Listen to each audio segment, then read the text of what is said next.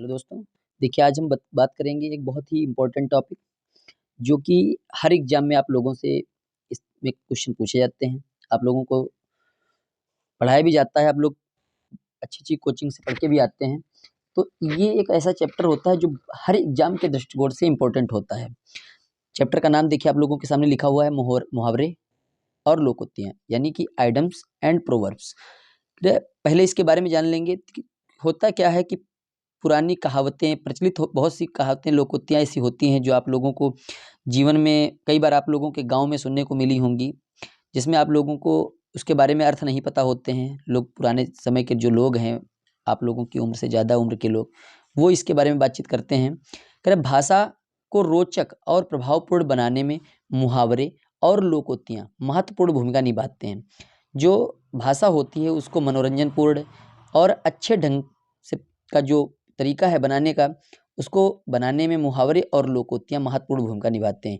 इनके प्रयोग में से भाषा सरस और सशक्त बन जाती है तथा भाव अभिव्यक्ति में चमत्कार आ जाता है।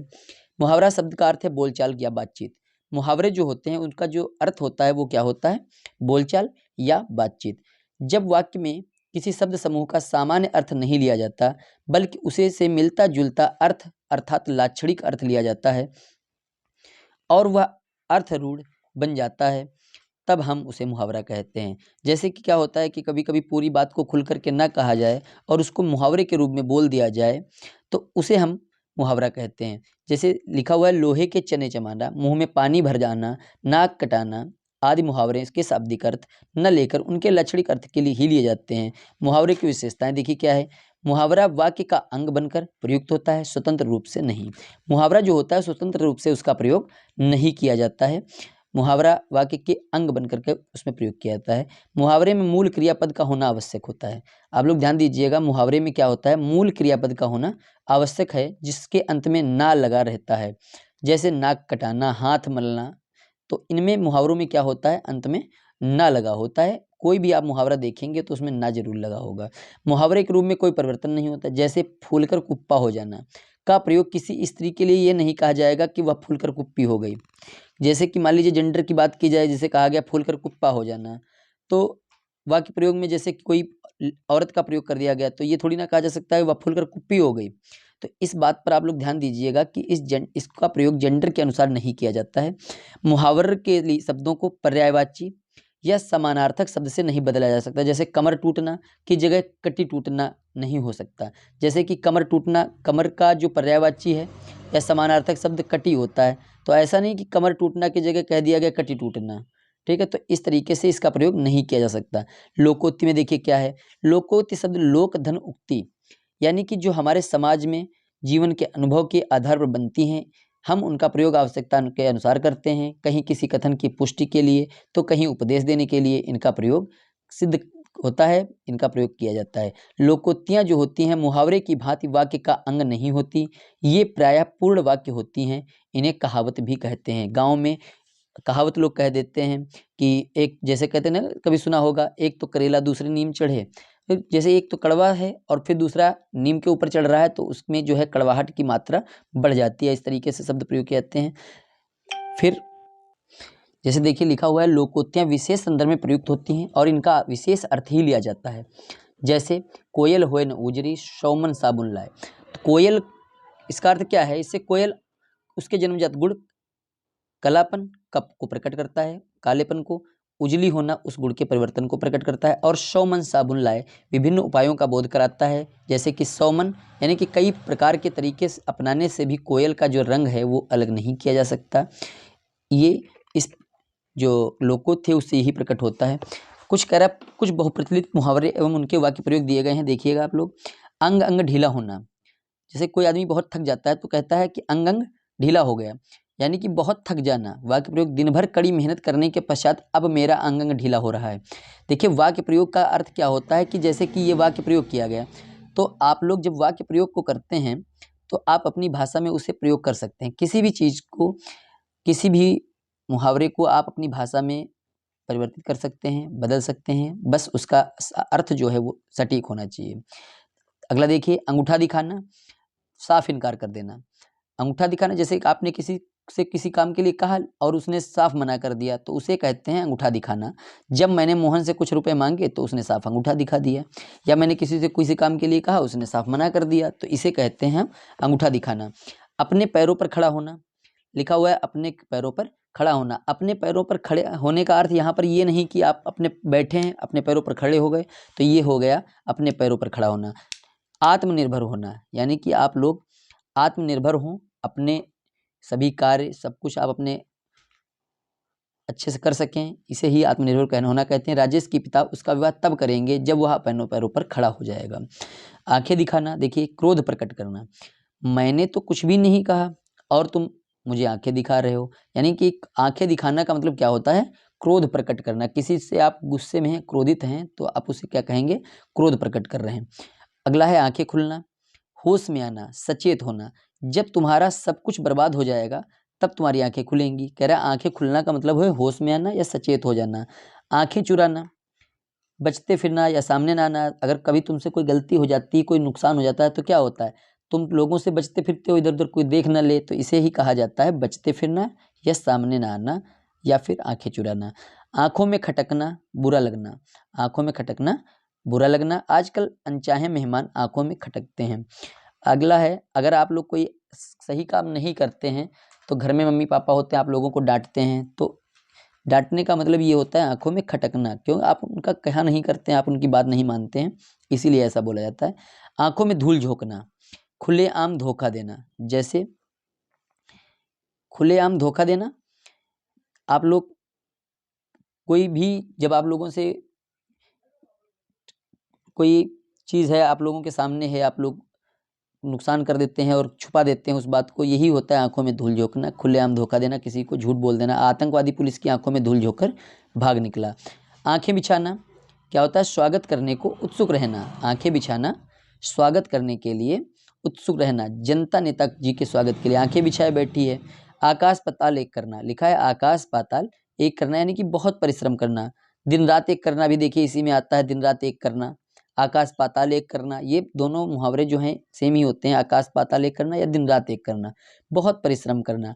इस नौकरी को पाने के लिए रमेश ने आकाश पाताल एक कर दिया था। तो ठीक है, देखिए आप लोगों को मुहावरों के बारे में हमने बता दिया। ऐसे बहुत सारे प्रचलित मुहावरे हैं जो आप लोगों को पढ़ाए जाते हैं, बताए जाते हैं, और देखिए बहुत ही इंपॉर्टेंट टॉपिक है, आप लोग ध्यान दीजिएगा, पढ़िएगा और समझिएगा। इसके बारे में बात हो गई है। अब हम बात करेंगे लोकोक्तियों के बारे में। तो देखिए लोकोक्तियाँ जिनके बारे में बताया गया था, जो प्रचलित होती हैं हमारे गांव घर में, लोग कह देते हैं, वही लोकोक्तियाँ। जैसे लिखा हुआ है अकेला चना भाड़ नहीं फोड़ सकता, अकेला चना भाड़ नहीं फोड़ सकता। तो इसका मतलब ये है अकेला आदमी कोई बड़ा काम नहीं कर सकता। आप उस कोई काम बड़ा है और उसे करा, कोई भी बड़ा काम करना हो तो अकेला आदमी उसे नहीं कर सकता, सहयोग से ही कर सकते हैं। जैसे इतने गुंडों से मैं अकेला कब तक टक्कर लेता, भला अकेला चना क्या भाड़ फोड़ सकता है। अपना हाथ जगन्नाथ, स्वयं किया गया कार्य सबसे अच्छा होता है। जैसे आप कोई काम अपने आप करते हैं तो उस पर आप भरोसा रख सकते हैं कि ये तुमने किया है। अगर दूसरे के सहारे पे छोड़ दिया गया कार्य तो क्या होता है, महत्वपूर्ण कार्यों को दूसरे के भरोसे नहीं छोड़ना चाहिए। बड़े लोगों ने ठीक ही तो कहा है, अपना हाथ जगन्नाथ।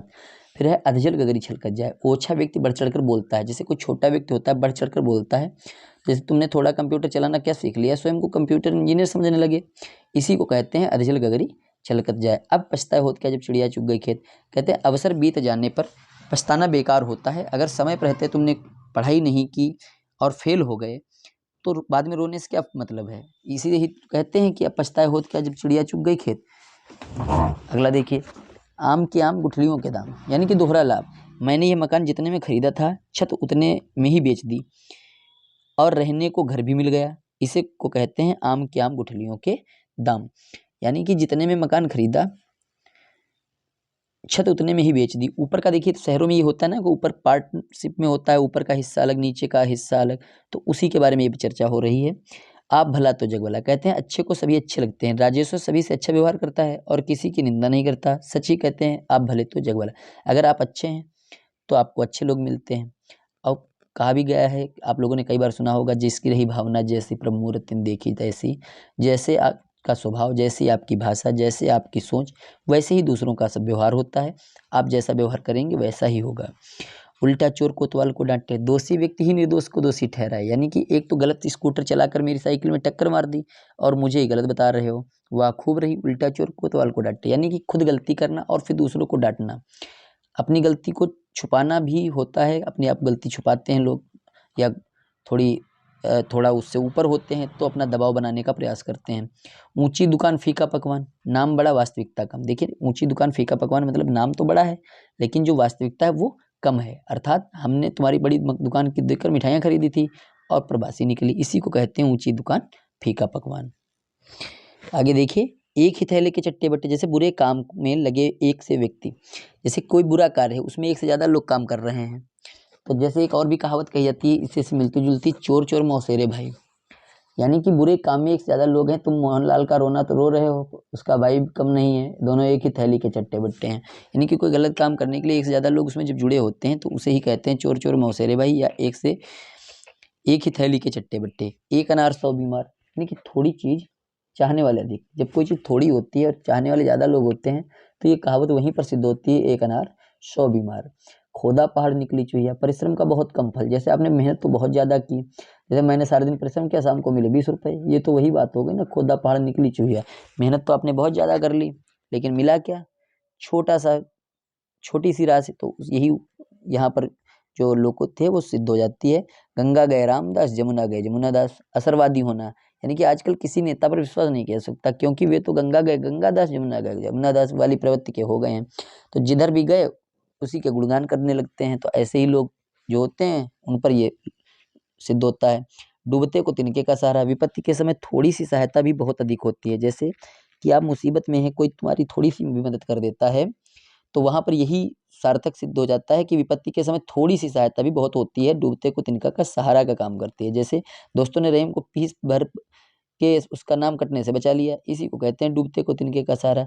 दूर के ढोल सुहावने, दूर की बात अच्छी लगती है, आपने ये तो देखा ही होगा, दूर कोई बाजा बजता है या ढोल बजता है तो लगता है बहुत अच्छा, लेकिन अगर वही सर पे बजने लगे, घर में पड़ोस में बजने लगे तो कहते हैं यार सर दर्द हो रहा है, खपड़ी पर बजाए रहे, है ना। तो दूध का दूध पानी का पानी, निष्पक्ष न्याय करना। सुप्रीम कोर्ट के भ्रष्टाचारियों को सजा देकर दूध का दूध और पानी का पानी कर दिया। तो सुप्रीम कोर्ट ने जब भ्रष्टाचारियों का सजा दी तो दूध का दूध और पानी का पानी हो गया। पूत के पाँव पालने के पहचाने जाते हैं। गुणवान लड़के जो होते हैं गुड़ बचपन से ही दिखने लगते हैं। बंदर क्या जाने अदरक का स्वाद, अयोग्य व्यक्ति गुड़ की कदर नहीं करता। कोई भी अयोग्य व्यक्ति है, आप उसको उसके सामने अच्छी बात करेंगे तो उसके सामने तो बेकार ही है। जैसे कि एक कहावत और भी कही जाती है कि भैंस के आगे बीन बजाओ, यानी किसी भी मूर्ख व्यक्ति के सामने अगर कोई भी आप अच्छी बात करते हैं तो उसके लिए व्यर्थ ही है। हाथ कंगन को आरसी क्या और पढ़े लिखे को फारसी क्या। प्रत्यक्ष के लिए प्रमाण की आवश्यकता नहीं होती, जो चीज़ सामने है उसके लिए आपको प्रमाण देने की आवश्यकता नहीं होती है, यही है लोकोक्ति। ठीक है, तो उम्मीद है आप लोगों को जो चैप्टर पढ़ाया गया वो अच्छे समझ में आ गया होगा। आप लोग ध्यान से पढ़िएगा, समझिएगा, और कोई दिक्कत हो तो आप लोग कमेंट करके बताइएगा। और हमारे चैनल पर अगर नए हैं आप लोग तो सब्सक्राइब करिएगा चैनल को, अपना सहयोग दिखाते रहिएगा, प्यार दिखाते रहिएगा। धन्यवाद।